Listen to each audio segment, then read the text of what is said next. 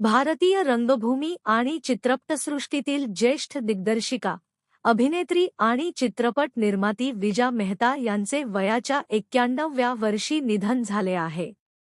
दीर्घ आजारानंतर 30 जूनच्या रात्री त्यांनी अखेरचा श्वास घेतला. त्यांच्या निधनाने भारतीय रंगभूमी आणि कलाविश्वातील एका सुवर्णयुगाचा अंत झाला आहे. मराठी प्रायोगिक रंगभूमीला नवी दिशा देणाऱ्या विजा मेहता या भारतीय नाट्यक्षेत्रातील अत्यंत प्रभावशाली व्यक्तिमत्व होत्या. आपल्या अभिनव दिग्दर्शन शैली, प्रभावी कथन आणि कलाप्रती असलेल्या निष्ठेमुळे त्यांनी मराठी तसेच भारतीय रंगभूमीवर अमिट ठसा उमटवला.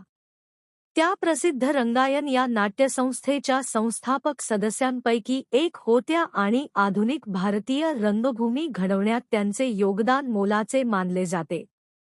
रंगभूमीबरोबरच त्यांनी चित्रपट क्षेत्रातही उल्लेखनीय कामगिरी केली. रावसाहेब आणि पेस्टनजी यांसारख्या गाजलेल्या चित्रपटांचे दिग्दर्शन करून त्यांनी आपली वेगळी ओळख निर्माण केली.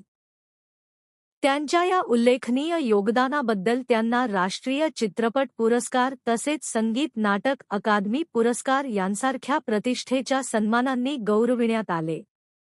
त्यांच्या निधनानंतर चित्रपट आणि नाट्यविश्वातून शोक व्यक्त केला जात आहे.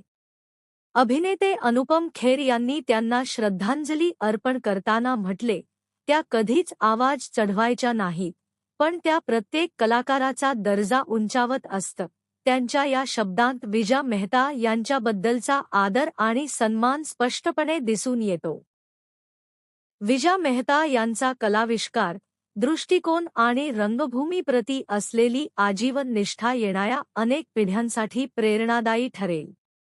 भारतीय सांस्कृतिक विश्वात त्यांचे योगदान सदैव अजरामर राहील.